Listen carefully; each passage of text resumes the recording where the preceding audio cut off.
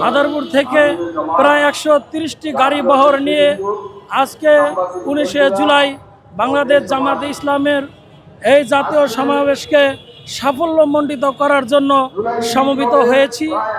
আমরা দীর্ঘ 17টি বছর ধরে নির্যাতিত ছিলাম।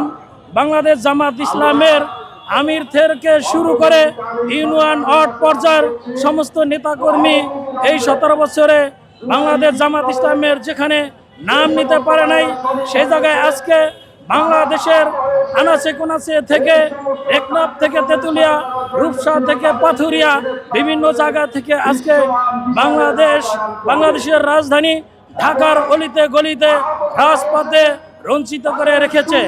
আমাদের প্রত্যাশা আজকে আমরা বুক ভরা বেদনা নিয়ে আজকে আনন্দে উল্লসিত হয়ে এই 19শে জুলাই সমাবেশে সমবেত হয়ে আমরা খুব আনন্দিত। আমাদের প্রত্যাশা হচ্ছে 7 দফা দাবি, তার মধ্যে উল্লেখযোগ্য একটি দফা আছে পিআর পদ্ধতিতে নির্বাচন। আপনারা জানেন বাংলাদেশে প্রায় অর্ধশত নিবন্ধিত ইসলামিক নন ইসলামিক দল আছে, তার মধ্যে 1-2টা ফ্যাসিস্ট দল ছাড়া সমস্ত দলের নেতাকর্মীরা আজকে আমাদের এই সমাবেশে উপস্থিত হয়েছেন।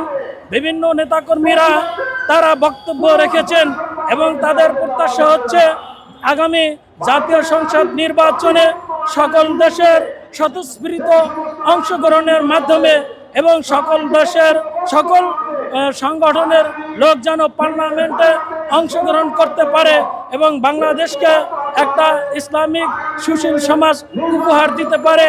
এর জন্যই আমিরে জামাত ডাক্তার শফিকুর রহমান আজকের এই সমাবেশে ডাক দিয়েছেন এবং সমাবেশটাকে সাফল্যমণ্ডিত হয়েছেন। এ কারণে মহান আল্লাহ তাআলার কাছে আমরা লাখো শুকরিয়া জ্ঞাপন করেছি। আলহামদুলিল্লাহ, আগামী সংসদ নির্বাচন বাংলাদেশ জামাতে ইসলামের নির্বাচন হবে। দাঁড়িপাল্লা মাকড়ায় ভোট দিয়ে সকলে আপনারা জয়যুক্ত করবেন এবং 17 বছরের মধ্যে যত শিশু কিশোর জন্মগ্রহণ করেছেন তারা জামাত ইসলামের নাম শুনে নাই, দাঁড়িপাল্লার প্রতীকও জানে নাই। আজকে তারা দাঁড়িপাল্লার প্রতীক চিনতে পেরেছে, তারা আজকে স্লোগান দিতেছে। শিশু কিশোর বৃদ্ধ যুবক সকলেই আজকে বাংলাদেশের জামাত ইসলামকে সাপোর্ট করেছেন। প্রত্যেকটা দলেই আজকে বাংলাদেশ জামাত ইসলামের সাথে সংহতি প্রকাশ করেছেন এবং আমরা যেন আল্লাহর আইন বাস্তবায়ন করতে চাই। কারণ বাংলাদেশ জামাত ইসলামের লক্ষ্য উদ্দেশ্য হচ্ছে নিয়মতান্ত্রিক ও গণতান্ত্রিক পদ্ধতিতে ন্যায় ও ইনসাফ ভিত্তিক সমাজ প্রতিষ্ঠা করা এবং মহান আল্লাহ তাআলার সন্তুষ্টি অর্জন। বাংলাদেশ জামাত ইসলামের লক্ষ্য উদ্দেশ্য হচ্ছে লা ইলাহা ইল্লাল্লাহু মুহাম্মাদুর রাসূলুল্লাহ, অর্থাৎ একমাত্র আল্লাহ তাআলাই একমাত্র উপাস্য এবং তিনি ছাড়া আর দ্বিতীয় কোনো উপাস্য নেই। হযরত মুহাম্মদ সাল্লাল্লাহু আলাইহি ওয়াসাল্লাম আমাদের আল্লাহ তাআলার প্রেরিত রাসূল, তার আদর্শ হিসাবে এই বাংলাদেশ জামাত ইসলামের প্রত্যেকটা নেতাকর্মীরা কাজ করে যাচ্ছেন।